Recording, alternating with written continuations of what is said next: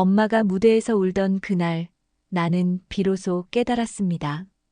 72의 나이에도 꿈을 포기하지 않는 것이 얼마나 용기 있는 일인지를 말이에요. 그런데 이 이야기를 시작하기 전에 여러분께 묻고 싶은 것이 있습니다. 나이가 든다는 것은 정말로 끝을 의미하는 걸까요? 70이 넘으면 정말 조용히 앉아서 손자만 돌봐야 하는 걸까요? 저는 그렇게 생각했어요. 적어도 그 저녁까지는 말이에요. 2023년 11월의 어느 차가운 저녁이었습니다. 거실 소파에 앉아 무심코 채널을 돌리던 저는 한 다큐멘터리에 시선이 멈춰졌어요.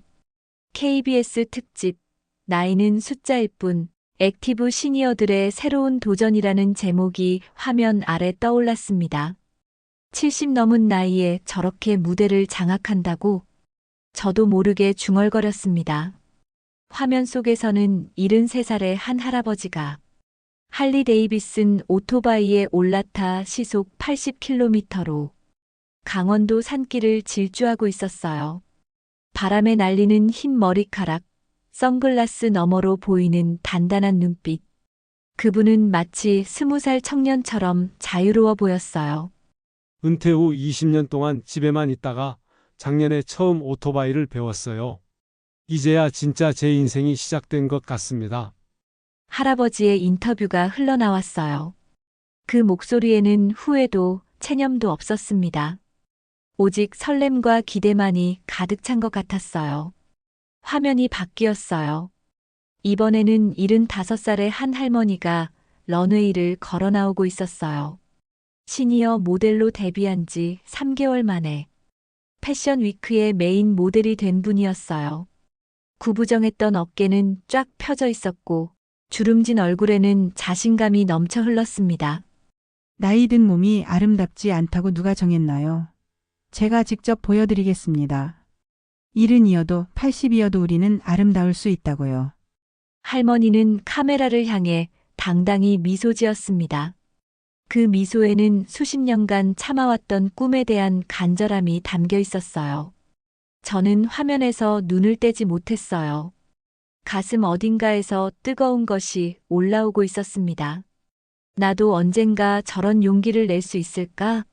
하는 생각이 머릿속을 맴돌았습니다. 그런데 문득 제 옆에서 똑같이 TV를 보고 있던 엄마의 존재가 느껴졌어요. 고개를 돌려보니 엄마의 눈빛이 화면 속 시니어들보다도 더 강렬하게 빛나고 있었습니다. 엄마, 정은이 72 전직 초등학교 교사. 20살의 교단에 서서 40년간 아이들을 가르쳤던 분입니다. 퇴직 후 10여 년을 거의 집에서만 보냈던 분이기도 하고요. 저는 지금까지 엄마를 그저 우리 엄마, 손자들의 할머니 정도로만 생각했었습니다. 하지만 그 순간 다큐 속 할머니와 우리 엄마가 묘하게 겹쳐 보였어요. 같은 연령대, 같은 시대를 살아온 여성들. 차이가 있다면 한 분은 자신의 꿈을 향해 당당히 걸어나갔고 한 분은 엄마는 뭘 하고 계시는 거예요? 무심코 물어봤습니다. 엄마는 화면에서 시선을 떼지 않은 채 대답했어요. 나도 저런 용기가 있었으면 좋겠다. 그 목소리에는 아쉬움과 부러움이 섞여 있는 것 같았어요. 그런데 잠깐 뭔가 이상했습니다. 엄마의 손에 들린 휴대폰을 자세히 보니 투명한 케이스 안에 젊은 남자의 사진이 끼워져 있었어요. 엄마, 이게 뭐예요? 호기심을 참지 못하고 물어봤습니다. 엄마는 잠깐 당황하시는 듯 하더니 이내 자연스럽게 대답하셨어요. 아, 이거 강현우라는 가수야. 요즘 내가 좋아하는 강현우? 저는 그 이름을 처음 들어봤어요. 하지만 엄마의 표정에서 뭔가 특별한 것을 느꼈어요. 살짝 수줍어하면서도 자랑스러운 듯한 표정이었어요. 언제부터요? 작년부터인가. 우연히 TV에서 보게 됐는데 참 노래를 잘하더라고. 그래서 요즘 팬클럽 활동도 하고 있어. 팬클럽? 72의 우리 엄마가 그날 이후 저는 더욱 자세히 엄마를 관찰하기 시작했어요. 그러고 보니 최근 몇 달 동안 엄마에게 변화가 있었습니다. 예전보다 외출이 잦아졌고 옷차림도 신경 쓰시는 것 같았어요. 그리고 무엇보다 표정이 밝아졌습니다. 엄마, 정말로 팬클럽 활동을 하세요? 그럼 온라인 카페에서 매일 인사하고 가끔 오프라인 모임도 나가고 다들 비슷한 연배라 편해. 엄마는 점점 자신감 있게 이야기하기 시작했어요. 그런데 소진아, 너도 모르지? 요즘 시니어 팬들이 얼마나 많은지. 콘서트에 가봐도 우리 또래가 절반은 돼. 정말이었습니다. 저는 지금까지 엄마의 이런 모습을 전혀 몰랐습니다. 아니, 보려고 하지 않았는지도 모르겠네요. 제 머릿속에서 엄마는 그저 집안일만 하시고 손자들 챙기시고 가끔 동네 아주머니들과 수다 떠시는 분이었으니까요. 그런데 화면 속 다큐를 보면서 엄마와의 대화를 나누면서 깨달은 것이 있었어요. 엄마도 이미 액티브 시니어구나. 그 순간 저는 묘한 전율을 느꼈습니다. 마치 지금까지 보지 못했던 새로운 세계가 눈앞에 펼쳐지는 것 같았어요. 다큐가 끝나고 나서도 저는 엄마에 대한 호기심을 멈출 수 없었어요. 며칠 동안 관찰해보니 엄마의 하루 일과는 제가 생각했던 것과 완전히 달랐어요. 새벽 5시, 엄마는 이미 일어나 계셨어요. 처음에는 운동하러 나가시는 줄 알았는데 알고 보니 근처 대형마트에 가시는 거였어요. 죽집에서 강연 후 포토카드를 사은품으로 준다는 소식을 들으셨대요. 선착순 30명이래. 일찍 가야 해. 엄마는 마치 중요한 미션을 수행하는 요원처럼 진지했어요. 그리고 실제로 포토카드를 받아오셨을 때의 기쁨은 마치 복권에 당첨된 것 같이 신나하셨어요. 오전에는 집안일을 하시지만 중간중간 휴대폰을 확인하시는 시간이 늘어났습니다. 팬카페 활동을 하시는 거였습니다. 오늘도 힘내요, 현우 씨. 엄마가 댓글을 다시는 모습을 몰래 봤습니다. 그 진지한 표정, 한 글자 한 글자 정성스럽게 입력하시는 모습에서 진정한 팬의 마음을 느낄 수 있었어요. 오후에는 주로 드라마를 보셨어요. 하지만 일반적인 가족 드라마가 아니었어요. 중국 무협 드라마였습니다. 휘몰아치는 칼날, 뒤엉킨 의리와 배신, 운명적인 사랑. 엄마는 그 모든 이야기에 완전히 빠져들어 계셨어요. 할머니, 오늘은 어떤 이야기예요? 손자들이 학교에서 돌아오면 엄마는 드라마 내용을 연극처럼 들려주셨어요. 목소리에 감정을 실어 등장인물들을 연기하시고 손짓 발짓까지 더해가며 이야기를 전개하셨습니다. 그래서 주인공이 절벽에서 떨어졌는데 마지막 순간에 비밀 무공을 깨우쳐서 아이들은 할머니의 이야기에 완전히 매료되어 있었어요. 눈이 반짝이며 할머니 곁에 매달려 다음 이야기를 기다렸습니다.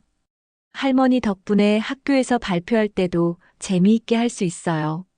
할머니는 정말 이야기의 마법사예요. 손자들의 칭찬을 들을 때마다 엄마의 얼굴은 활짝 피어났어요. 그 모습을 보면서 저는 깨달았어요. 엄마는 단순히 시간을 보내시는 게 아니었어요. 자신만의 취미와 열정을 가지고 계셨고, 그것을 통해 다른 사람들에게 기쁨을 주고 계셨던 거였어요. 하지만 저는 여전히 불안했습니다. 48빈 제가 보기에 72의 엄마가 그렇게 활발하게 돌아다니시는 것이 걱정되었어요. 나이도 있는데 저렇게 돌아다니다 다치면 어쩌지? 팬클럽 모임에 나가셨다가 사기라도 당하면 어떻게 하지? 아무래도 나이 차이가 많이 나는 가수를 좋아하시는 게 남들 눈에는 어떻게 보일까? 제 마음 한구석은 늘 이런 걱정들로 눅눅했어요. 물론 엄마가 행복해 하시는 것은 좋았지만 동시에 뭔가 위험해 보이기도 했거든요. 사실 이런 제 마음을 깊이 들여다보면 걱정만이 전부는 아니었습니다. 어딘가에 질투심도 있었던 것 같아요. 퇴직 후 공허함에 빠져 있던 저 역시 BTS 음악을 들으며 위로받고 웹툰을 보며 스트레스를 풀고 있었거든요. 그런데 왜 제 자신의 덕질은 당연하다고 생각하면서 엄마의 덕질은 걱정스럽게 바라보고 있는 걸까요? 이 모순된 마음을 스스로도 이해할 수 없었어요. 그렇게 며칠이 흘렀을 때 엄마에게서 더 큰 변화의 조짐을 느꼈어요. 평소보다 일찍 일어나시더니 거울 앞에서 발성 연습을 하고 계시는 거였어요. 도레미파솔라시도. 엄마, 뭐 하세요? 아, 깜짝이야. 소진아, 언제 일어났어? 지금이요. 근데 왜 발성 연습을? 엄마는 잠깐 망설이시더니 조심스럽게 말씀하셨어요. 사실, 팬클럽에서 합창단을 만든다고 하거든. 그래서 혹시 참여해볼까 생각 중이야. 합창단? 저는 순간 머리가 하얘졌어요. 포토카드 모으고 온라인 활동하는 것까지는 그럭저럭 이해할 수 있었는데, 합창단까지? 엄마, 정말요? 응. 아직 확정은 아니지만, 한번 해볼까 싶어서. 엄마의 목소리에는 기대와 불안이 섞여 있었어요. 새로운 도전을 앞둔 설렘과 함께 나이 든 자신이 과연 해낼 수 있을까 하는 두려움도 있는 것 같았어요. 저는 그 순간 직감했어요. 이제 정말 큰 변화가 올 것이라는 걸. 그리고 그 변화는 단순히 엄마만의 문제가 아니라 우리 가족 전체에 영향을 미칠 것이라는 걸 말이에요. 다큐 속 불빛이 엄마에게 옮겨붙기 시작한 것입니다. 그리고 저는 아직 그 빛이 어디로 우리를 이끌어갈지 알 수 없었어요. 그날 밤 저는 엄마의 새로운 도전을 응원해야 할지 말려야 할지 고민하며 잠이 들었어요. 하지만 저는 아직 몰랐어요. 진짜 충격적인 순간은 바로 코앞에 다가와 있다는 것을. 엄마의 휴대폰을 몰래 본 순간 저는 충격에 빠졌어요. 이른둘에 우리 엄마가 이런 분이셨다고? 여러분은 혹시 부모님의 진짜 모습을 얼마나 알고 계신가요? 저는 48살이 되어서야 깨달았어요. 제가 알던 엄마는 빙산의 일각에 불과했다는 것을 말이에요. 다음 날 새벽 저는 일부러 일찍 일어났습니다. 엄마의 하루 일과를 정확히 파악해보고 싶었거든요. 5시 정각 예상대로 엄마 방에서 작은 소리가 났어요. 조용히 문틈으로 들여다보니 엄마는 이미 옷을 갖춰 입고 가방을 챙기고 계셨습니다. 그런데 평소와 다른 점이 있었어요. 거울 앞에서 립스틱을 바르고 계시는 거였어요. 새벽 5시에 말이에요. 어디 가시는 거예요? 깜짝 놀라신 엄마가 돌아보셨어요. 아이고, 소진아. 깜짝 놀랐네. 일찍 일어났구나. 네. 그런데 이렇게 일찍 어디 가세요? 설마 운동하러요? 엄마는 잠깐 머뭇거리시더니 솔직하게 말씀하셨습니다. 죽집 이벤트가 있어서 강연 후 포토카드를 준다고 하거든. 선착순 30명이래. 죽집에서요? 새벽에? 응. 오픈하자마자 가야 해. 경쟁이 치열하거든. 엄마의 표정은 진지했어요. 마치 중요한 군사작전을 앞둔 지휘관 같았어요. 저는 호기심을 참을 수 없어서 따라가겠다고 했어요. 그럼 저도 같이 가요.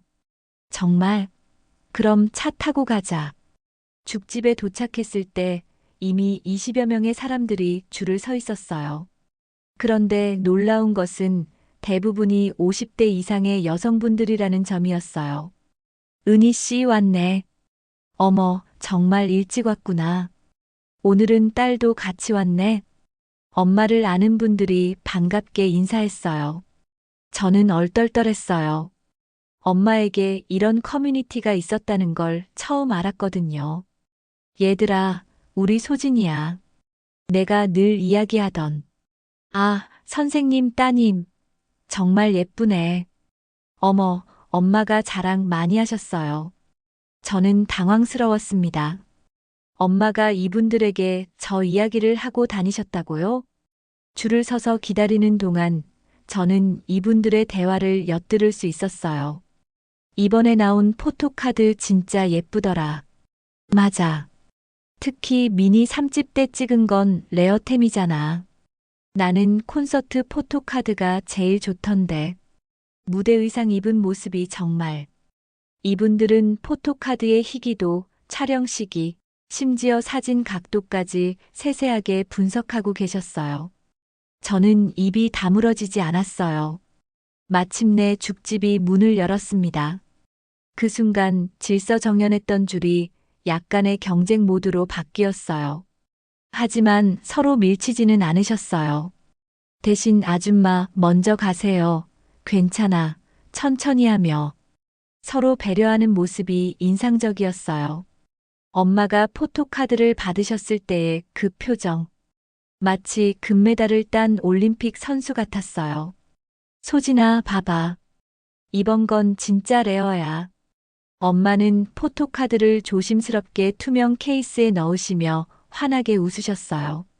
집으로 돌아온 후 저는 엄마의 또 다른 모습을 목격했어요. 아침 식사를 준비하시면서도 중간중간 휴대폰을 확인하시는 거였어요. 뭘 그렇게 자주 보세요?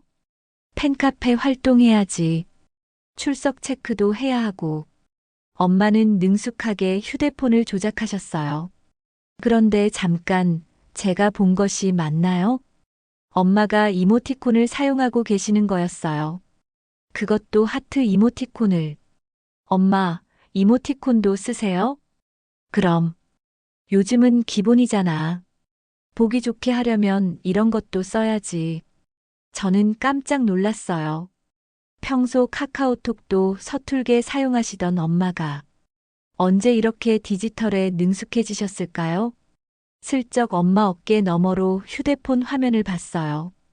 오늘도 힘내요, 현우 씨. 항상 건강하게 활동해 주세요. 팬들이 응원하고 있어요. 엄마가 정성스럽게 댓글을 달고 계셨어요. 그 진지한 표정, 한 글자 한 글자 신중하게 입력하시는 모습에서 진정한 팬의 마음을 느낄 수 있었어요. 더 놀라운 건 그 다음이었어요. 엄마의 댓글에 수십 개의 좋아요와 답글이 달려 있더라고요. 은희님, 오늘도 따뜻한 응원 감사해요. 선생님 댓글 보면 항상 힘이 나요, 유유. 은희쌤의 응원 메시지는 정말 특별해요. 엄마는 온라인에서도 은희 선생님으로 불리며 존경받고 계셨습니다. 40년간 교직에 계셨던 경험 때문인지 다른 팬들에게 따뜻하고 현명한 조언을 해주시는 역할을 하고 계셨던 거예요. 오후에는 엄마의 또 다른 취미를 관찰할 수 있었습니다. 무협 드라마 시청이었습니다. 그런데 단순히 보기만 하시는 게 아니었어요. 아, 저놈. 배신자였구나. 그래, 복수해. 당연히 복수해야지. 엄마는 드라마를 보시면서 마치 당신이 그 안에 들어가 있는 것처럼 감정이입을 하고 계셨습니다. 분노하고 안타까워하고 때로는 감동에 겨워 눈물까지 흘리셨어요. 그때 학교에서 돌아온 첫째 손자 지훈이가 거실로 들어왔습니다. 할머니, 오늘은 어떤 이야기예요? 오, 지훈아. 오늘 정말 대박 스토리가 나왔어. 엄마의 눈이 반짝이기 시작했어요. 그리고는 마치 전문 성우처럼 목소리를 바꿔가며 이야기를 시작하셨어요. 주인공 소백룡이 절벽에서 떨어졌는데 그 아래에 숨겨진 동굴이 있었던 거야. 그런데 그 동굴 안에서 1000년 전 무림의 고수가 남긴 비밀 무공서를 발견하게 된다는 거지. 지훈이는 눈을 반짝이며 할머니의 이야기에 완전히 빠져들었어요. 그래서요? 그 다음에는 어떻게 됐어요? 그 무공서에는 하늘을 가르는 검법이라는 절세 무공이 적혀 있었는데 엄마는 손짓 발짓을 섞어가며 검을 휘두르는 모습까지 연기해 보이셨어요. 그 모습을 보는 지훈이의 표정은 정말 진지했어요.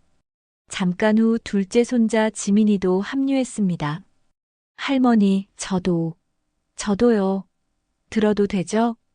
당연하지. 와서 앉아. 할머니가 처음부터 다시 설명해 줄게. 그렇게 엄마는 두 손자를 무릎 옆에 앉혀두고 드라마 내용을 생생하게 재현해 보이셨어요. 목소리 톤을 바꿔가며 각 등장인물을 연기하시고 때로는 일어나서 액션 장면까지 직접 보여주셨어요. 할머니는 정말 대단해요. 할머니 덕분에 학교에서 발표할 때도 재미있게 할 수 있어요. 할머니, 내일도 또 이야기 해주실 거죠? 손자들의 칭찬을 들을 때마다 엄마의 얼굴은 환하게 빛났어요. 그 순간 저는 깨달았어요. 엄만 자신만의 취미를 통해 다른 사람들에게 기쁨을 주고 계셨던 거였어요. 하지만 저는 여전히 불안했어요. 아니, 점점 더 불안해지고 있었어요. 엄마의 활동 범위가 생각보다 훨씬 넓다는 것을 알게 되면서 걱정도 함께 커져갔어요. 새벽부터 밖에 돌아다니시다가 사고라도 나면 어떻게 하지? 온라인 활동을 하시다가 개인정보가 유출되면 나이 차이 나는 연예인을 좋아하시는 게 다른 사람들 눈에는 어떻게 보일까? 더 큰 문제는 제 자신이었어요. 내가 이상한 건가? 아니면 정말로 엄마가 위험한 상황에 빠져들고 계시는 건가? 계속되는 의문들. 며칠 더 관찰해보니 의문점들이 계속 생겨났어요. 첫 번째, 엄마의 팬클럽 친구들은 과연 어떤 분들일까요?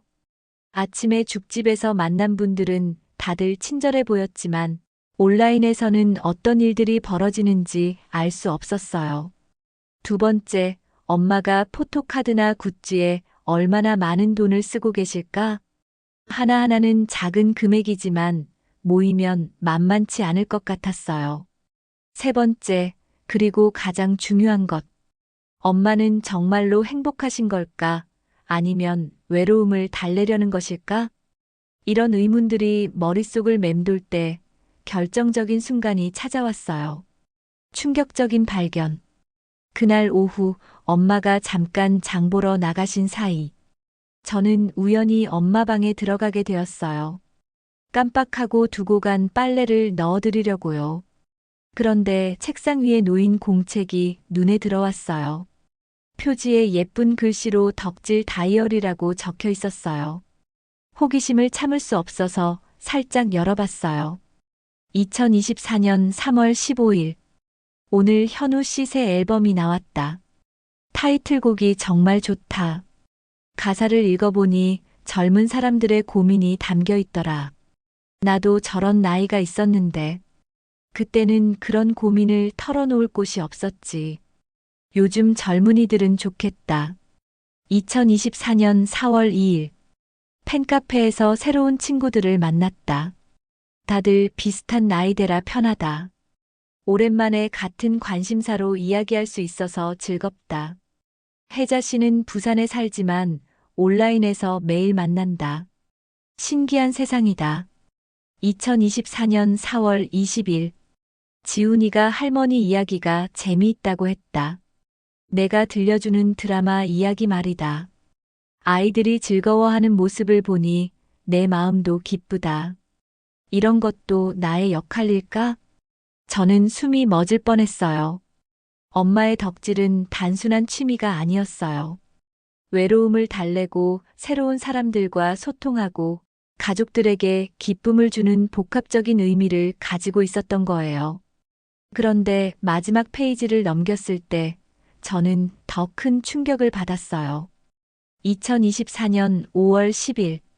팬클럽에서 합창단을 만든다고 한다. 나도 참여해보고 싶은데 이른둘의 나이에 무대에 설 용기가 있을까? 소진이는 어떻게 생각할까? 걱정할 것 같다. 하지만 이번 기회를 놓치면 다시는 못할 것 같다. 합창단. 엄마는 정말로 무대에 서려고 하고 계셨던 거였어요. 그날 저녁, 평소와 다름없이 식사를 하면서도 저는 계속 엄마의 일기 내용이 머릿속에 맴돌았어요. 엄마는 혼자서 이런 큰 고민을 하고 계셨던 거였어요. 엄마, 요즘 뭔가 고민 같은 거 있으세요? 조심스럽게 물어봤어요. 엄마는 잠깐 머뭇거리시더니 대답하셨어요. 글쎄, 아직 확정은 아니지만. 뭔데요? 팬클럽에서 작은 행사 같은 걸 준비한다고 하거든. 엄마는 여전히 확실하게 말씀하지 않으셨어요. 아마 제 반응을 살펴보고 계시는 것 같았어요. 그 순간 저는 깨달았어요.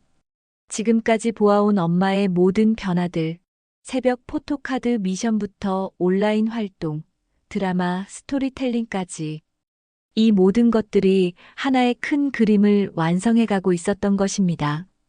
그리고 그 그림의 마지막 조각이 바로 합창단 무대였던 거예요. 저는 그 순간 예감했어요. 엄마와 저 사이에 곧 큰 갈등이 벌어질 것이라는 걸 말이에요. 하지만 저는 아직 몰랐어요. 그 갈등이 우리 가족 전체를 어떻게 변화시킬지를. 며칠 후 저와 엄마 사이에 첫 번째 큰 충돌이 일어났어요. 엄마가 나도 아직 살아있잖아 라고 말씀하신 순간 저는 깨달았습니다. 지금까지 저는 엄마를 이미 죽은 사람 취급해왔다는 것을. 하지만 그 깨달음이 오기까지 우리 모녀는 인생 최대의 갈등을 겪어야 했어요. 그리고 그 갈등 속에서 가장 추악한 제 모습을 마주해야 했고요. 2024년 5월 15일 저녁 7시. 평소 같으면 엄마가 집에 계실 시간이었는데 빈집이었어요. 오후 3시에 나가신다고 하셨는데 벌써 4시간이 넘게 안 들어오신 거였어요.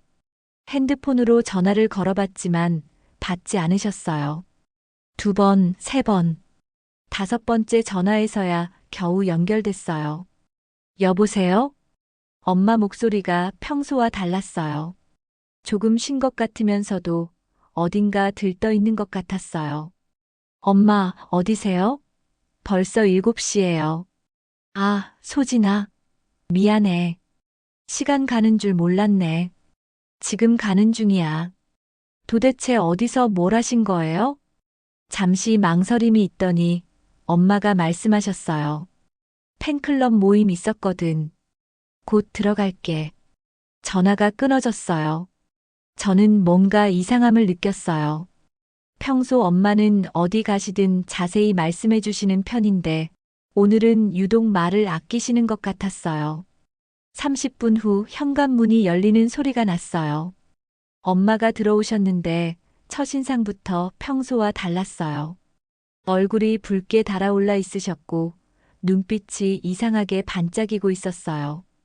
피곤해 보이시는데 동시에 흥분되어 있는 것 같았어요. 엄마, 왜 이렇게 늦으셨어요? 그리고 얼굴이. 아, 좀 더웠나 보네. 괜찮아. 엄마는 가방을 내려놓으시면서 물을 마셨어요. 그런데 그 가방에서 뭔가 종이가 삐져나와 있었어요. 엄마, 이게 뭐예요?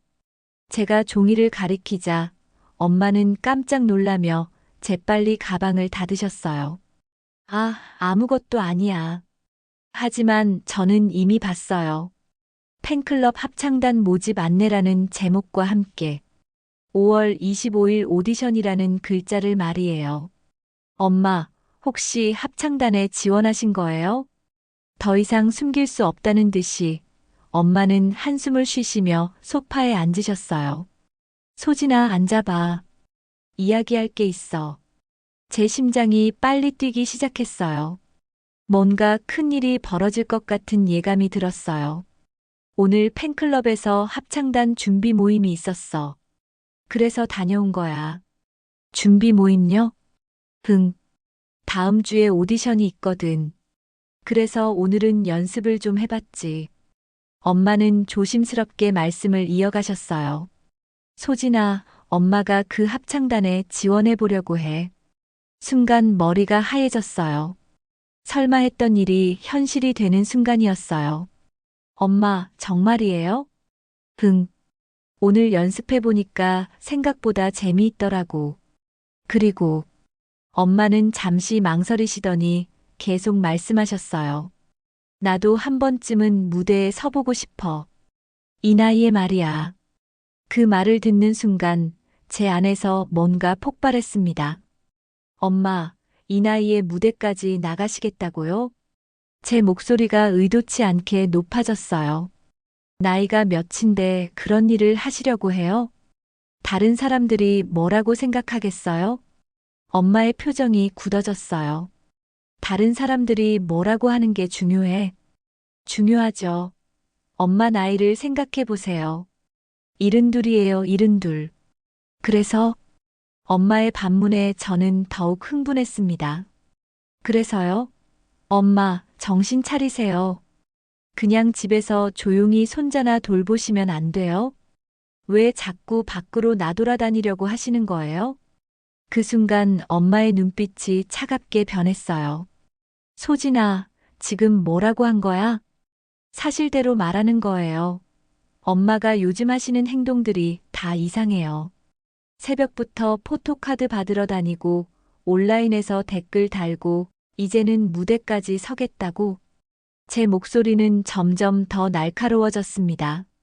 엄마, 현실을 보세요. 엄마는 이제 할머니예요. 할머니가 해야 할 일이 따로 있는 거 아니에요? 엄마는 조용히 일어나셨어요. 그리고 저를 똑바로 바라보시며 말씀하셨어요. 소진아, 그럼 할머니는 어떻게 살아야 한다는 거야? 그야. 할머니답게 사시면 되죠. 할머니답게? 그게 뭔데? 엄마의 질문에 저는 말문이 막혔어요. 할머니답다는 게 정확히 무엇인지 설명할 수 없었거든요. 집에서 조용히 앉아서 손자만 돌보고 TV나 보고 그렇게 살라는 거야? 그런 게 아니라. 아니면 뭐야? 나이 먹었으니까 꿈도 하고 싶은 것도 다 포기하고 살라는 거야? 엄마의 목소리에 감정이 실리기 시작했어요. 소진아, 너는 BTS 좋아하면서 콘서트도 가고 굿즈도 사잖아. 그런데 왜 엄마는 안 돼? 저는 당황했어요. 엄마가 제 덕질 활동을 알고 계셨다는 것도 놀라웠지만 그걸 자신과 비교하시는 것도 의외였어요. 그건 달라요. 뭐가 달라? 제가 하는 건 그냥 취미고 내 것도 취미야. 하지만 엄마는 나이가 뭐? 나이가 많으면 취미도 가지면 안 돼? 엄마의 목소리가 점점 커졌어요. 소진아, 나도 아직 살아있잖아. 하고 싶은 게 있어. 그 말이 제 가슴을 찔렀어요. 나도 아직 살아있잖아. 그 한마디에서 엄마의 모든 마음이 느껴졌어요. 하지만 저는 물러설 수 없었어요. 저도 너무 흥분한 상태였거든요. 엄마가 살아있다고요? 도대체 제가 뭐라고 했다고 그렇게 말씀하세요? 너는 나를 이미 끝난 사람으로 보고 있잖아. 그런 게 아니에요. 그럼 뭐야? 할머니는 집에서 조용히 있어야 한다고, 할머니답게 살아야 한다고 하는 게 뭐야? 엄마는 갑자기 눈물을 흘리시기 시작했어요. 소진아, 나는 지금까지 다른 사람들을 위해서만 살았어. 20살에 결혼해서 너희들 키우느라, 가정 꾸리느라, 아이들 가르치느라. 내가 정말 하고 싶은 일을 해본 적이 언제야? 저는 엄마의 눈물을 보면서 마음이 무너져 내리는 걸 느꼈습니다. 퇴직하고 나서도 손자들 돌봐주고 집안일 해주고 언제까지 그렇게 살아야 하는 거야? 엄마, 나도 꿈이 있어. 나도 하고 싶은 게 있다고. 그런데 왜 나이가 많다는 이유로 그걸 포기해야 해? 엄마의 울음소리가 집안에 울려 퍼졌어요. 저는 그제야 깨달았어요. 지금까지 저는 엄마를 한 명의 독립적인 인격체가 아니라 그저 우리 가족의 엄마 역할만 하는 사람으로 봤다는 것을 말이에요. 그날 밤 잠이 오지 않았어요. 엄마와의 대화가 계속 머릿속을 맴돌았어요. 특히 나도 아직 살아있잖아라는 말이 계속 귓가에 울렸어요. 저는 정말 엄마를 죽은 사람 취급하고 있었던 걸까? 곰곰 생각해보니 제가 엄마에게 가진 생각들이 얼마나 편견에 가득했는지 깨닫게 됐어요. 72이면 조용히 살아야 한다. 할머니는 손자나 돌봐야 한다. 나이 들면 새로운 도전은 하면 안 된다. 이런 생각들이 과연 옳은 걸까요? 아니면 제가 만들어낸 편견일 뿐일까요? 더 깊이 파고들어 보니 제 마음속에 숨어있던 더 추악한 감정들을 발견했어요. 질투였어요. 퇴직 후 공허감에 빠져있던 저는 BTS와 웹툰으로 위로받고 있었어요. 그런데 엄마는 저보다 훨씬 활발하게 덕질 활동을 하고 계셨어요. 새로운 친구들도 만들고 온라인에서 인기도 얻고 손자들에게는 인기 최고의 할머니가 되셨고요. 내가 할 수 없는 것들을 엄마가 하고 계시는 거구나. 인정하기 싫었지만 그게 사실이었어요. 그리고 두려움도 있었어요. 엄마가 너무 활발해지시면 제가 필요 없어질 것 같은 두려움이요.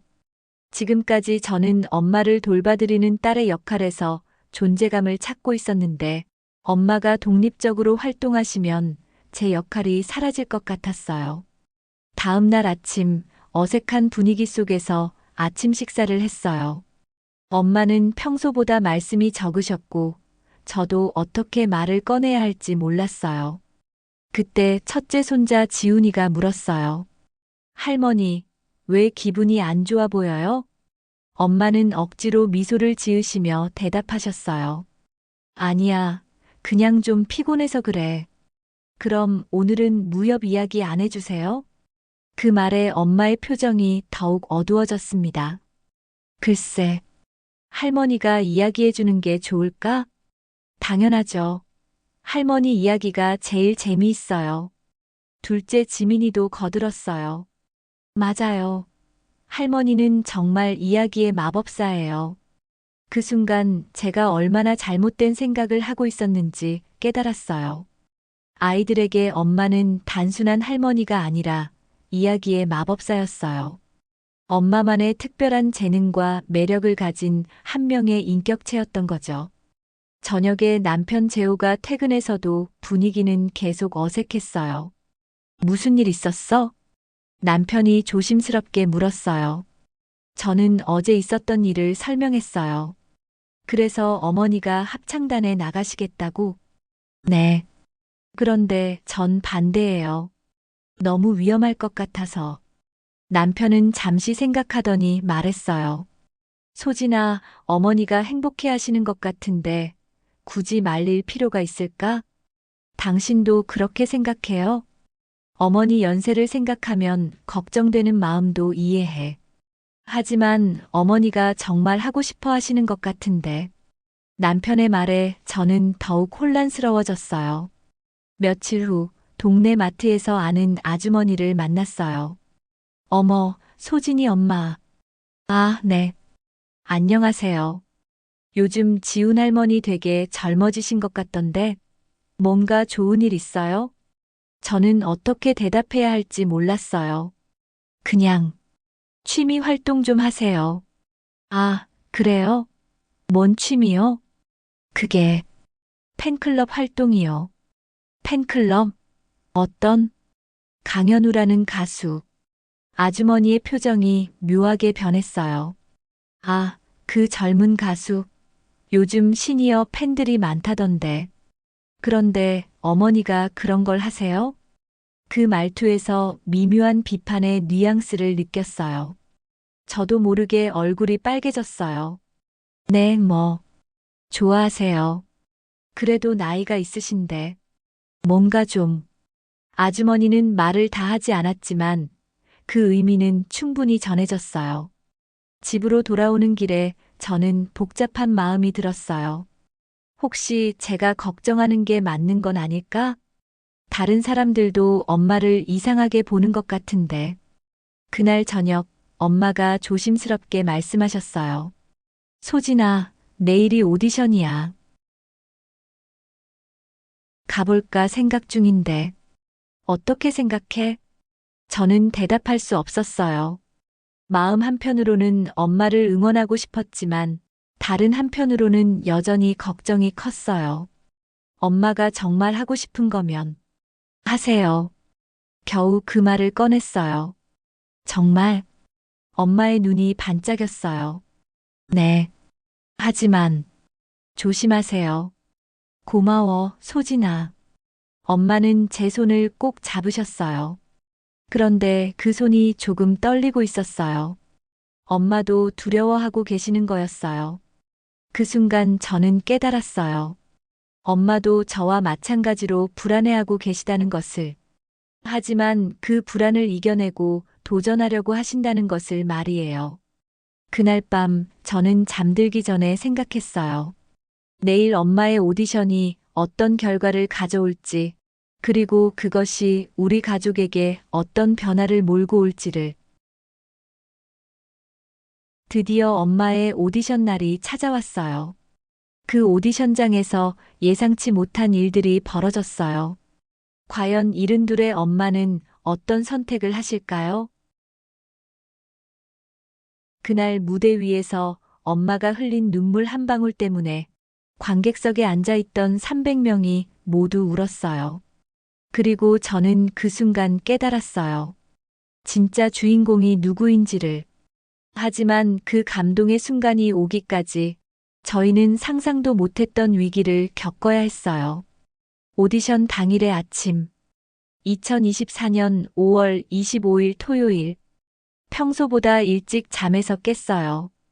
벽시계가 새벽 5시를 가리키고 있었어요. 엄마의 오디션이 오후 2시였는데 이렇게 일찍 깨다니. 거실로 나가보니 이미 불이 켜져 있었어요. 엄마가 소파에 앉아 무언가를 들여다보고 계셨어요. 엄마, 벌써 일어나셨어요? 어머, 소진아. 잠 못 잤구나. 가까이 가보니 엄마는 작은 손거울을 보면서 발성 연습을 하고 계셨어요. 입모양을 확인하시는 것 같았어요. 도레미파솔라시도. 엄마의 목소리는 작았지만 또렷했습니다. 그런데 손이 미세하게 떨리고 있었어요. 엄마, 떨리세요? 아니야, 괜찮아. 하지만 엄마의 목소리에는 긴장감이 역력했어요. 정말 가시는 거예요? 응, 가야지. 약속했잖아. 엄마는 의연하게 대답하셨지만 저는 마음이 무거웠어요. 과연 이게 맞는 선택일까? 하는 생각이 계속 들었거든요. 엄마, 그냥 구경만 하고 오시면 안 돼요? 소진아, 어제 말했잖아. 내가 하고 싶은 일이라고. 엄마의 목소리에 단호함이 묻어났어요. 그때 현관에서 소리가 났어요. 누군가 벨을 누르는 소리였어요. 누구지? 이 시간에? 엄마가 문을 열어보니 뜻밖의 사람이 서 있었어요. 은희 언니. 어제 죽집에서 봤던 그 아주머니들이었어요. 세 분이나 오셨더라고요. 얘들아, 이렇게 일찍 뭔 일이야? 언니 응원하러 왔지. 혼자 가면 떨릴까 봐서. 맞아. 우리가 같이 가자고 했잖아. 차도 준비했어. 언니는 편하게 오기만 하면 돼. 저는 그 모습을 보면서 깜짝 놀랐어요. 이분들이 진짜로 엄마를 응원하러 온 거였어요. 그리고 엄마의 표정이 확 밝아지는 것을 볼 수 있었어요. 소진아, 엄마랑 같이 가볼까? 엄마가 조심스럽게 물어보셨어요. 솔직히 가고 싶지 않았어요. 하지만 거절할 수도 없었어요. 네, 같이 갈게요. 그렇게 저는 엄마의 팬클럽 친구들과 함께 오디션장으로 향하게 됐어요. 차 안에서 이분들의 대화를 들으면서 저는 엄마에 대해 몰랐던 사실들을 하나씩 알게 됐어요. 은희 언니, 온라인에서 쓴 응원 메시지 정말 좋더라. 현우한테도 전달됐을 거야. 맞아. 언니가 쓴 건 항상 마음이 따뜻해져. 그리고 지난번에 신입 팬들 도와준 것도 고마웠어. 언니 아니었으면 적응 못했을 뻔했지. 엄마가 온라인에서 다른 팬들을 도와주는 역할을 하고 계셨다는 걸 처음 알았어요. 그리고 그분들이 엄마를 정말로 존경하고 아끼고 있다는 것도요. 은희 언니가 합창단에 들어가면 우리가 더 힘이 날 것 같아. 맞아. 언니 목소리 정말 좋잖아. 오늘 오디션 꼭 붙었으면 좋겠어.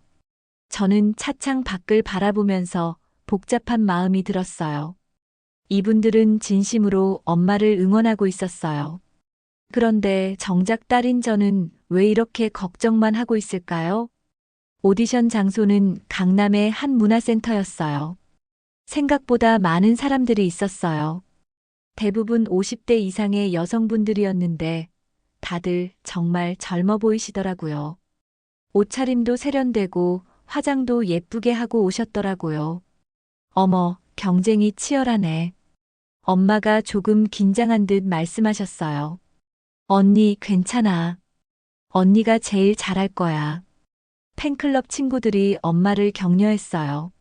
접수를 마치고 대기실에 앉아 있는데 옆에서 들리는 대화가 신경 쓰였어요. 저분 몇 살이신 것 같아? 글쎄, 이른은 넘어 보이는데 이른의 오디션이라니. 좀 무리 아닌가? 맞아. 우리도 50 넘어서 하기 힘든데. 저는 가슴이 답답해졌어요. 역시 다른 사람들도 엄마를 이상하게 보고 있었어요. 엄마도 그 말을 들으셨는지 표정이 어두워지셨어요. 엄마, 그냥 가요. 저도 모르게 말이 나왔어요. 뭐, 저 사람들 말 들었죠? 다들 엄마를 이상하게 봐요. 이런 곳에 있을 필요 없어요. 엄마는 잠시 망설이셨어요. 그리고 주변을 둘러보셨어요. 확실히 엄마가 가장 나이가 많아 보이셨어요. 언니, 뭔 소리야? 나이가 뭐가 중요해? 팬클럽 친구들이 화를 냈어요. 맞아. 노래는 마음으로 하는 거잖아. 언니만큼 진심인 사람 없어. 하지만 엄마의 얼굴에는 이미 포기의 그림자가 드리워지고 있었어요. 그때 갑자기 소동이 일어났어요. 접수 데스크 근처에서 큰 소리가 났어요. 뭐라고요? 나이 제한이 있다고? 한 아주머니가 화를 내고 있었어요. 죄송합니다. 규정상 만 65세까지만 참가 가능합니다. 직원이 미안한 표정으로 설명했어요. 그런 걸 왜 미리 공지 안 했어요? 나이 제한이 있다면 처음부터 말했어야지. 정말 죄송합니다. 내부 규정 변경이 늦게 결정되어서 순간 모든 사람들의 시선이 그쪽으로 쏠렸어요. 그리고 자연스럽게 우리 엄마에게도 시선이 향했어요. 명백히 65세를 넘어 보이셨거든요. 엄마. 저는 엄마의 손을 꼭 잡았어요. 엄마의 얼굴이 창백해지고 있었어요. 됐어. 집에 가자. 엄마가 일어나려고 하셨어요. 언니, 잠깐. 그때 팬클럽 친구 중 한 분이 접수 데스크로 가셨어요. 저기요, 혹시 확인해 볼 수 있을까요? 저희 친구가 올해 나이가. 혜자야, 됐어. 엄마가 말리셨지만 혜자 어머님은 이미 직원과 이야기를 시작하셨어요. 실례지만 몇 세이신지.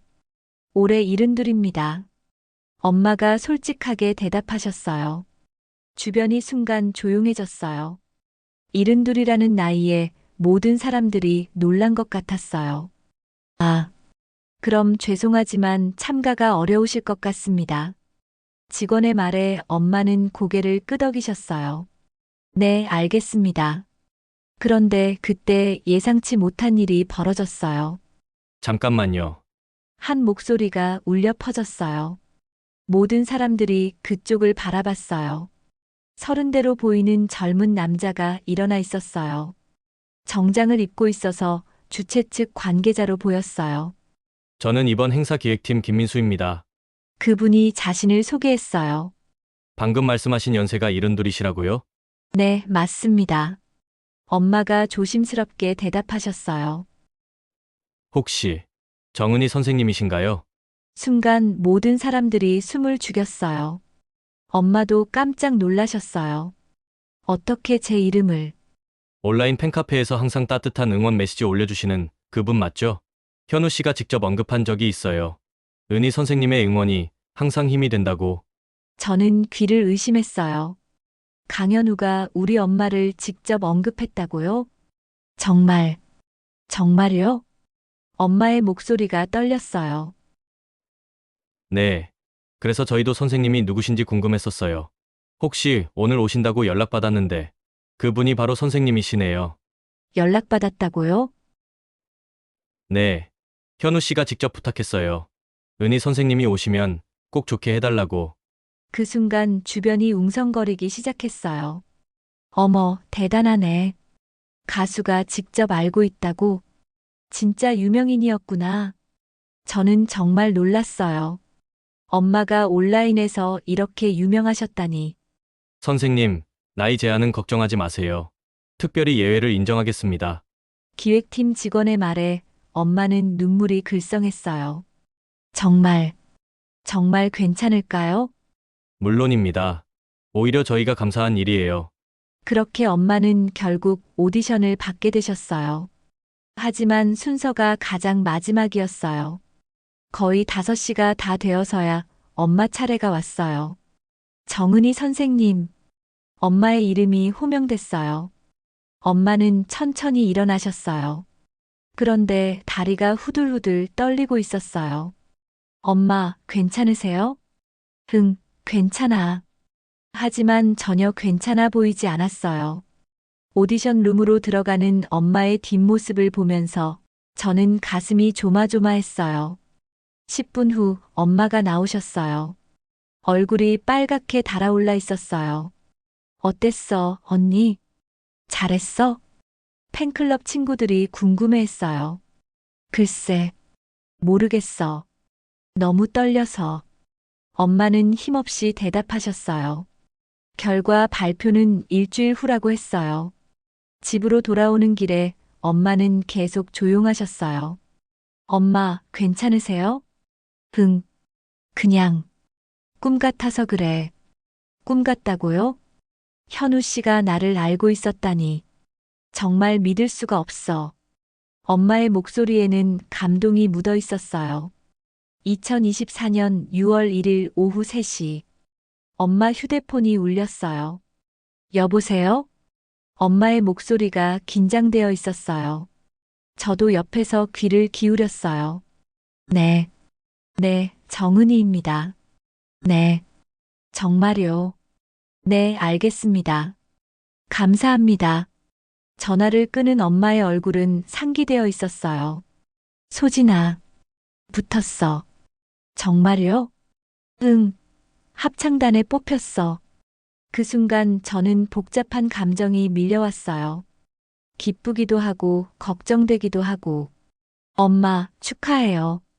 겨우 그 말을 할 수 있었어요. 고마워, 소진아. 내가 응원해줘서 용기가 났어. 하지만 저는 진심으로 응원한 게 아니었어요. 오히려 반대했었죠. 그런 제 자신이 부끄러웠어요. 합창단 첫 연습은 그 주 토요일이었어요. 엄마는 새 옷까지 사서 입고 나가셨어요. 엄마, 그렇게 차려입고 가세요? 첫날인데 좋은 인상 남겨야지. 엄마는 거울 앞에서 옷매무새를 다듬으셨어요. 마치 첫 출근하는 신입사원 같았어요. 조심히 다녀오세요. 응, 저녁에 올게. 그런데 저녁이 되어도 엄마가 안 들어오셨어요. 8시, 9시, 10시가 넘어서야 현관문이 열렸습니다. 엄마, 왜 이렇게 늦으셨어요? 엄마는 지쳐 보이셨지만 표정은 밝았어요. 연습 끝나고 다들 같이 저녁 먹었어. 팀원들이 다 좋은 분들이야. 힘들지 않으세요? 조금 힘들긴 한데. 재미있어. 오랜만에 이런 기분이야. 그 후 일주일에 2번씩 연습이 있었어요. 엄마는 한 번도 빠지지 않으셨어요. 때로는 집에 와서 허리를 아파하시기도 했지만 절대 그만둔다는 말씀은 안 하셨어요. 드디어 첫 공연 날이 왔어요. 2024년 7월 15일. 장소는 강남의 작은 공연장이었어요. 소진아, 정말 올 거야? 엄마가 몇 번이나 확인하셨어요. 네, 갈게요. 온 가족이 다 갈 거예요. 남편과 아이들까지 모두 엄마 공연을 보러 가기로 했거든요. 공연장에 도착했을 때 생각보다 많은 사람들이 있었어요. 약 300명 정도 되는 것 같았어요. 대부분 중장년층이었지만 젊은 사람들도 꽤 많이 보였어요. 관객석 맨 앞자리에 앉아서 무대를 바라봤어요. 곧 엄마가 저 무대에 서시는구나. 생각하니 가슴이 두근거렸어요. 조명이 어두워지고 공연이 시작됐어요. 사회자가 나와서 인사말을 했고 드디어 합창단이 등장했어요. 20명 정도 되는 분들이 무대에 올라왔는데 그 중에 우리 엄마가 보였어요. 검은색 원피스를 입고 조금 긴장한 표정이었지만 당당해 보이셨어요. 첫 번째 곡이 시작됐어요. 강현우의 대표곡 중 하나였어요. 합창단 분들의 목소리가 하나로 합쳐지면서 아름다운 화음을 만들어냈어요. 그런데 두 번째 곡이 시작될 때였어요. 엄마가 솔로 파트를 맡으셨던 거예요. 세월이 흘러가도 변하지 않는 건 마음 깊은 곳에 남은 그 꿈일 테죠. 엄마의 목소리가 공연장에 울려 퍼졌어요. 그런데 그 목소리가 정말 아름다웠어요. 나이가 묻어나는 특유의 깊이와 감정이 담겨 있었어요. 그런데 갑자기 엄마의 목소리가 흔들렸어요. 노래하던 중에 눈물을 흘리시기 시작한 거예요. 죄송합니다. 엄마가 마이크에 대고 작게 말씀하셨어요. 너무 꿈만 같아서. 그리고는 관객석을 바라보시며 말씀하셨어요. 저는 올해 72입니다. 이 나이에 무대에 설 수 있을 거라고는 생각도 못했어요. 관객석이 조용해졌습니다. 모든 사람들이 엄마의 말에 귀 기울이고 있었어요. 젊었을 때는 항상 다른 사람들을 위해서만 살았어요. 결혼하고 아이 키우고 아이들 가르치고 제 꿈은 항상 뒤로 미뤄두었죠. 엄마의 목소리가 점점 커졌어요. 그런데 이제 이 나이에 와서야 깨달았어요. 내 나이에도 나는 여전히 노래할 수 있다는 걸. 그 순간 관객석에서 박수가 터져 나왔어요. 작은 박수로 시작된 것이 점점 커져서 스탠딩 오베이션이 됐어요. 저도 모르게 일어나서 박수를 쳤습니다. 눈물이 흐르고 있었어요. 엄마는 눈물을 닦으시고 다시 노래를 시작하셨어요. 이번에는 더 이상 흔들리지 않으셨어요. 오히려 더 당당하고 아름답게 노래하셨어요. 나이는 숫자일 뿐이야. 마음만은 언제나 젊을 수 있어. 꿈을 꾸는 사람들은 아름다워. 그게 20살이든 70이든. 그 가사가 제 가슴을 파고들었어요. 그 순간 저는 깨달았어요. 무대 위에 서 있는 사람은 더 이상 누군가의 팬이 아니었습니다. 바로 무대의 주인공이었어요. 그리고 저는 지금까지 얼마나 편견에 사로잡혀 있었는지 깨달았어요. 나이가 많으면 꿈을 포기해야 한다고, 할머니는 할머니답게만 살아야 한다고. 하지만 무대 위에 엄마는 그 모든 편견을 깨뜨리고 계셨어요. 72의 나이에도 여전히 꿈을 향해 도전하고 자신만의 빛을 발하고 계셨어요. 공연이 끝나고 로비에서 엄마를 만났어요. 많은 사람들이 엄마에게 와서 인사를 했어요. 정말 감동적이었어요. 저도 나중에 저런 용기를 낼 수 있을까요? 어머님이 정말 멋지세요. 젊은 사람들도 많이 와서 인사를 했어요. 엄마는 한 분 한 분께 정중히 인사하셨어요. 엄마. 제가 다가가자 엄마가 돌아보셨어요. 소진아, 어땠어? 정말 멋있었어요. 저는 진심으로 말했어요. 고마워. 내가 와줘서 더 힘이 났어. 그때 손자들도 뛰어왔어요. 할머니 대박이에요. 할머니가 제일 멋있었어요. 할머니가 정말 자랑스러워요. 아이들의 말에 엄마는 환하게 웃으셨어요. 그날 밤 집으로 돌아와서 저는 생각했어요. 진짜 용기란 무엇인지, 그리고 나이들이란 정말 끝을 의미하는 것인지를. 엄마는 무대에서 단순히 노래만 한 것이 아니었어요. 모든 편견과 고정관념에 맞서 자신만의 목소리를 낸 거였어요. 이젠 이 모든 경험이 우리 가족에게 어떤 변화를 가져왔는지, 그리고 엄마와 제가 어떻게 진짜 서로를 이해하게 되었는지 들려드릴게요. 그 순간 저는 깨달았어요. 엄마가 물려주신 건 돈이나 집이 아니었어요. 바로 꿈꾸는 용기, 그 자체였어요. 그리고 그 용기는 이제 우리 아이들에게, 그들의 아이들에게까지 이어질 거라고요. 하지만 이 모든 깨달음에 이르기까지 우리 가족에게는 더 큰 변화들이 기다리고 있었어요. 공연이 끝나고 일주일 후 우리 집은 완전히 달라져 있었어요. 가장 먼저 눈에 띈 건 현관에 걸린 새로운 액자였어요. 엄마의 공연 사진이었습니다. 무대 위에서 환하게 웃고 계시는 모습이 담긴 그 사진을 볼 때마다 저는 가슴이 뜨거워졌어요. 할머니, 이 사진 정말 예뻐요. 둘째 지민이가 학교에서 돌아와 매일 그 사진을 보며 감탄했어요. 우리 반 친구들도 할머니 사진 보고 다 부러워했어요. 무대에 서는 할머니는 우리가 유일하다고. 첫째 지훈이도 자랑스러워했어요. 정말 엄마는 손자들의 말에 환하게 웃으셨어요. 예전과는 확실히 다른 웃음이었어요. 더 자신감 넘치고 더 당당한 웃음이었죠. 그런데 엄마의 변화는 단순히 자신감 회복에만 그치지 않았어요. 공연 영상이 온라인에 올라간 후 엄마는 일약 화제의 인물이 되셨어요. 72 나이에 무대 도전한 할머니라는 제목으로 각종 SNS에서 공유되기 시작한 거였죠. 엄마, 이거 봐요.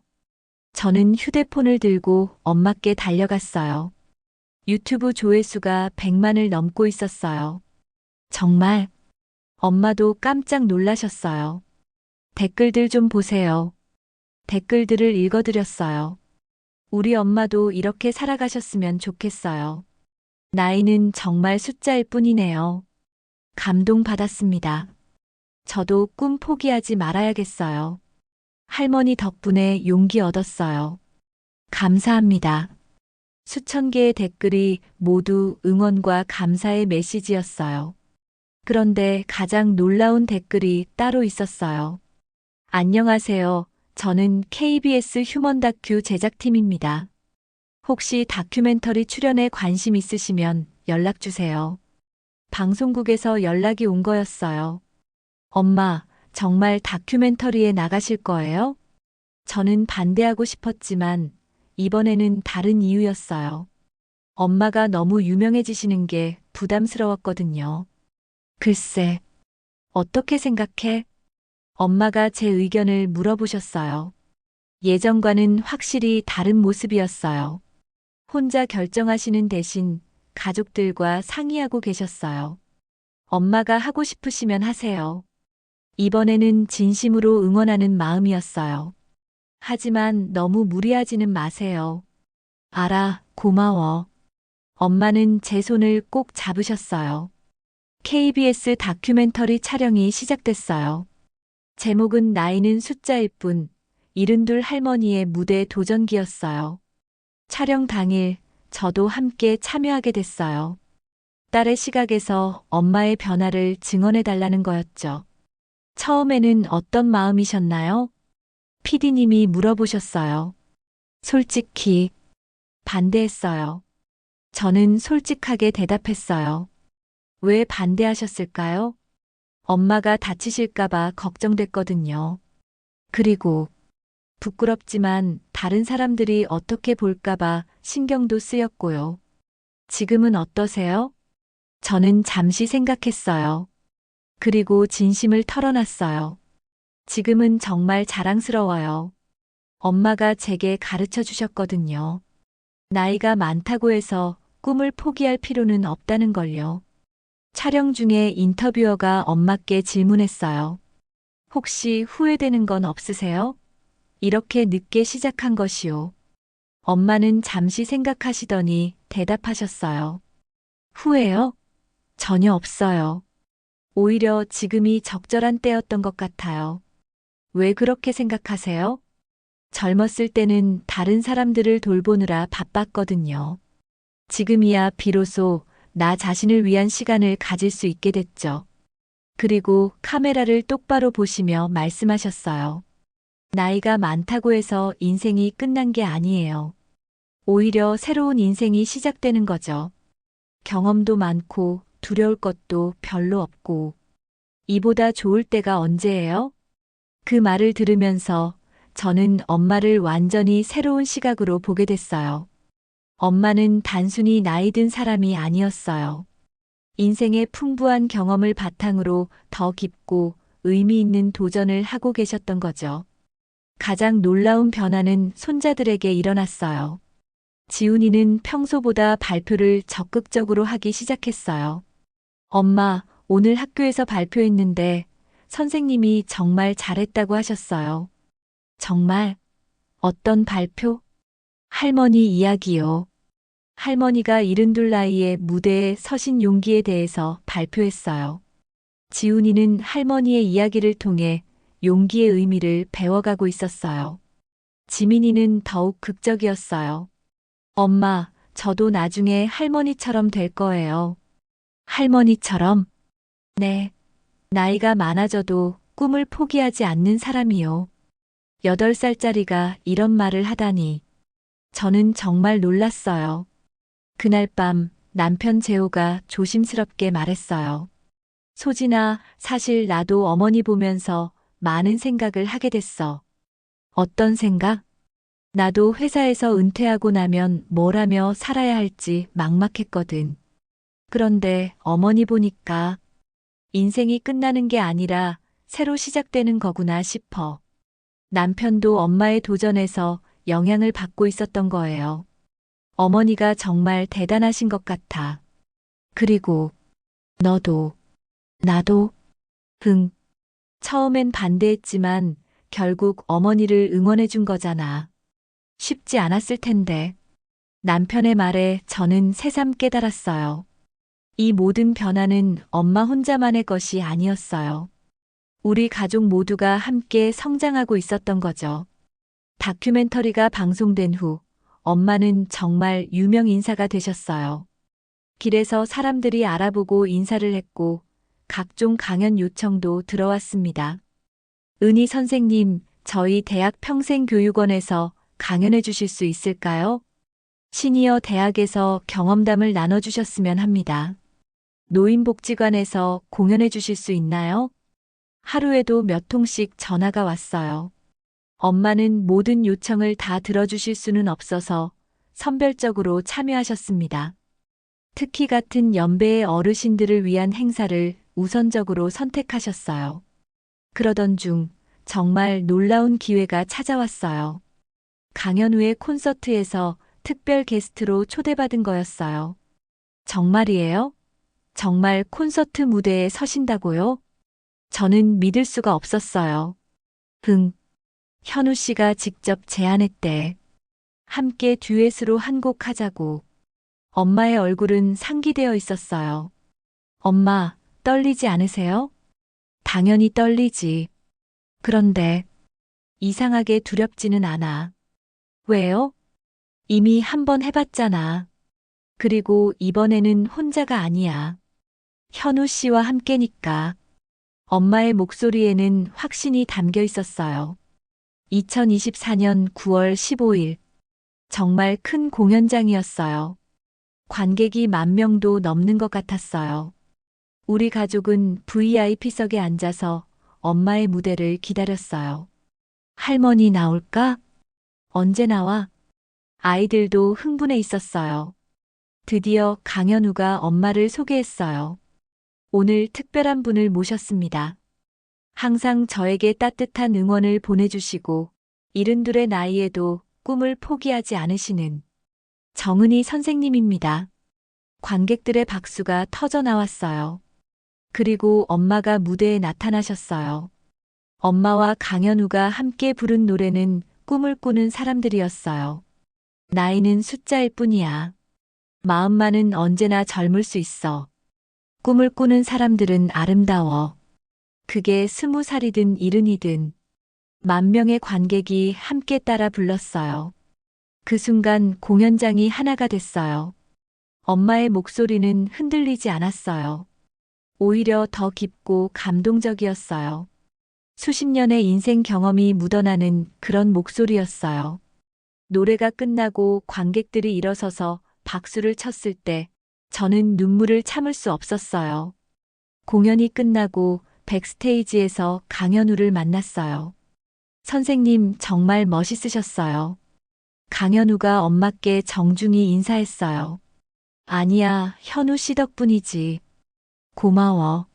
선생님이 항상 온라인에서 보내주시는 응원 메시지 정말 힘이 돼요. 다른 팬분들과는 다른 어머니 같은 따뜻함이 있거든요.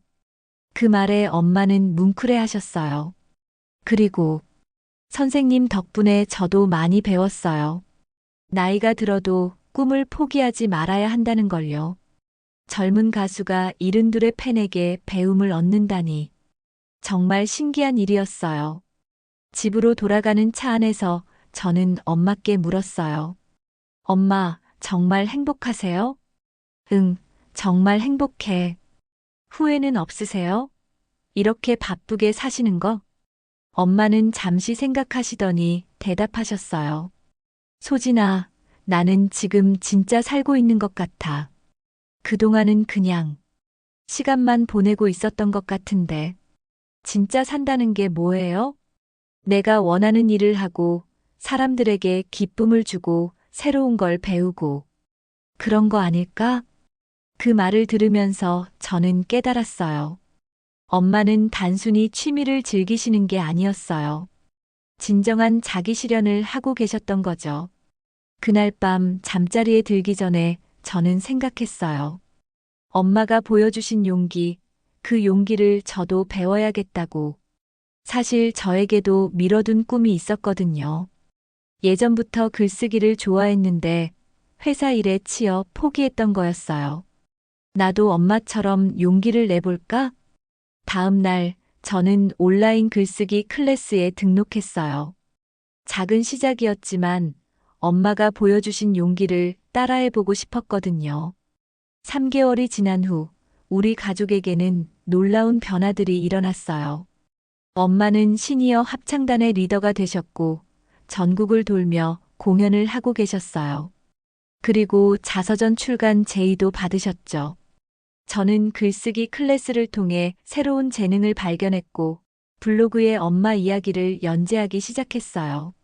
생각보다 많은 사람들이 관심을 가져주셨어요. 남편은 은퇴 후 계획을 세우기 시작했어요. 평소 관심 있던 목공예를 배우기로 했거든요.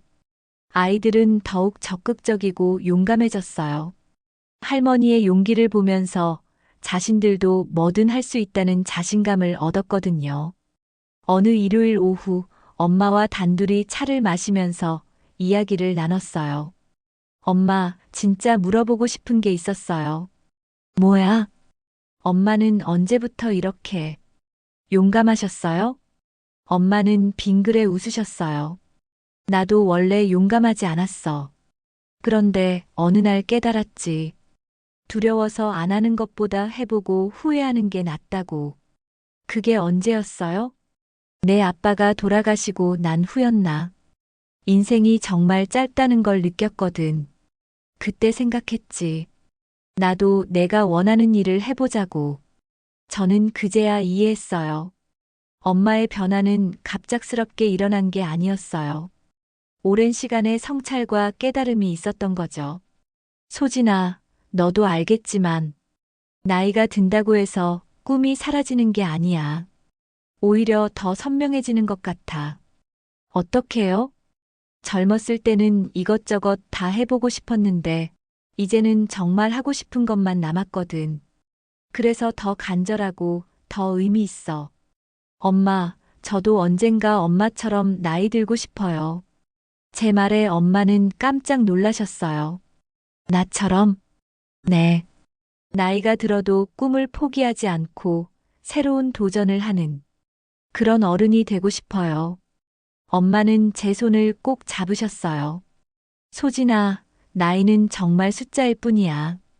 살아있는 동안 즐기는 게 진짜 복이지. 그 순간 저는 깨달았어요. 엄마가 제게 물려주신 가장 귀한 유산이 무엇인지를요. 그건 돈도 집도 보석도 아니었어요. 바로 꿈꾸는 용기였습니다. 나이가 들어도 새로운 것에 도전하는 용기, 다른 사람들의 시선을 두려워하지 않는 용기, 자신만의 빛을 바라는 용기. 그 용기가 바로 엄마가 저에게 그리고 우리 아이들에게 물려주신 진정한 유산이었어요. 그로부터 6개월 후 저는 첫 번째 에세이집을 출간했어요. 제목은 엄마의 무대, 72의 꿈과 48의 깨달음이었어요. 출간 기념회에 엄마가 오셨어요. 무대에서 축하 인사를 해주셨죠. 제 딸이 이렇게 용기 있게 도전하는 모습을 보니 정말 자랑스럽습니다. 나이는 정말 숫자일 뿐이에요. 중요한 건 꿈을 향한 마음이죠. 그 말을 들으면서 저는 눈물이 났어요. 이제 저도 엄마처럼 다른 사람들에게 용기를 줄 수 있는 사람이 된 것 같았거든요. 지금 우리 집 거실에는 3개의 액자가 나란히 걸려 있어요. 하나는 엄마의 첫 공연 사진, 하나는 강현우와의 듀엣 공연 사진, 그리고 하나는 제 출간 기념회 사진입니다. 세 사진 모두에서 같은 것을 볼 수 있어요. 바로 도전하는 사람들의 빛나는 얼굴을요. 아이들은 그 사진들을 보며 말해요. 할머니도 대단하고 엄마도 대단해. 우리도 나중에 저런 사진 찍을 거야. 그 말을 들을 때마다 저는 확신해요. 엄마가 시작하신 이 용기의 바통이 우리 가족, 아니 더 많은 사람들에게 전해질 거라고요.